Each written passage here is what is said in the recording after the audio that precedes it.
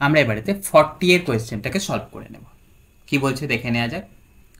আমাদের এখানে কোয়েশ্চেনেতে কি দিয়ে দিয়েছে না, a particle is moving in x Y plane according to a equation. এখানে একটা ইকুয়েশন প্রোভাইড করেছে, যাই হোক সেটা আমরা দেখব। হোয়ার ওমেগা ইজ কনস্ট্যান্ট। তো আমাদের এখানে তো শুরুতেই কি দিয়েছে, একটা ইকুয়েশন দিয়ে দিয়েছে, সেই ইকুয়েশন রিলেটেড একটা কোয়েশ্চেন দিয়েছে। তো শুরুতেই আমাদের এটা কিসের ইকুয়েশন না, আর মানে কি সেটা কাকে ডিনোট করছে, ডিসপ্লেসমেন্ট। তাহলে আমরা যদি সেই ইকুয়েশনটাকে আমরা প্রথমেতে লিখে নিই, কি দেখতে পাচ্ছি দেখো তো,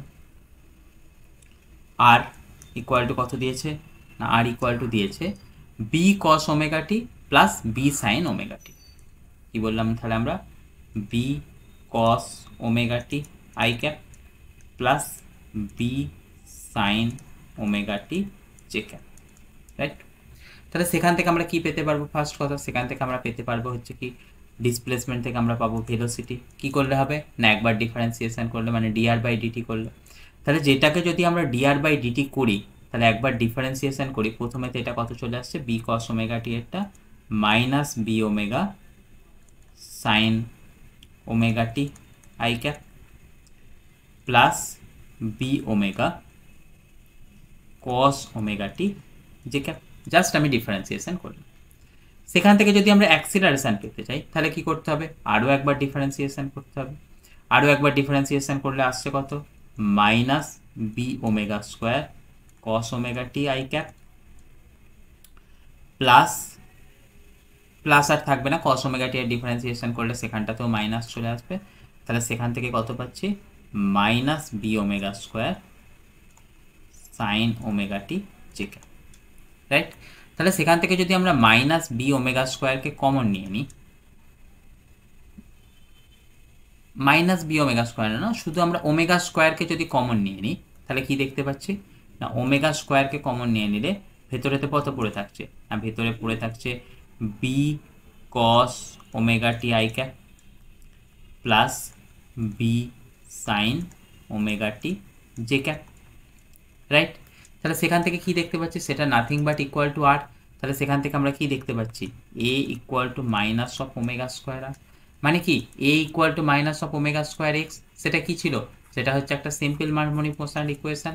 তার মানে আমাদের এখান থেকে কি বোঝাচ্ছে না, বোঝাচ্ছে এই আর এই ইকুয়েশনটা কি ডিনোট করছে, it denotes a simple harmonic motion.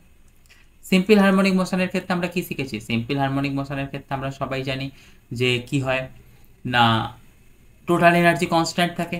তাহলে এখানটাতে আমরা প্রথমেই যদি ইকুয়েশনটাকে দেখি, সেখানটাতে আমরা কি দেখতে পাচ্ছি, E by omega is a constant, যেখানে ই কি টোটাল এনার্জি। যেহেতু এটা টোটাল সিম্পল হারমোনিক মোশন, তাই এটা টোটাল এনার্জি কনস্ট্যান্ট।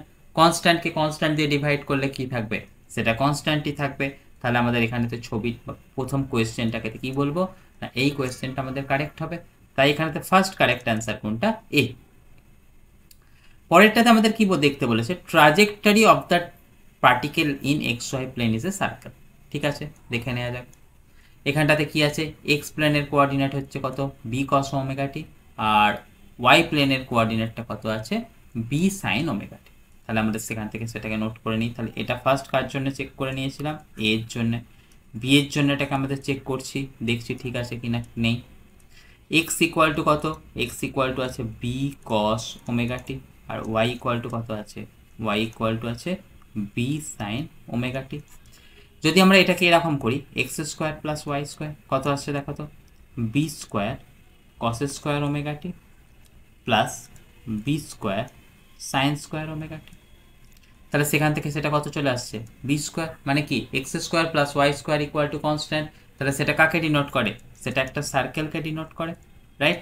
তাহলে আমাদের অপশানের থেকে এবার তাকাই, অপশান কি বলছে না, অপশান বলছে ট্রাজেক্টরি ইজ এ সার্কেল। হ্যাঁ definitely it was A circle. তাহলে আমাদের কি এখান থেকে বি এর দাগেরটাও কারেক্ট হয়ে যাবে।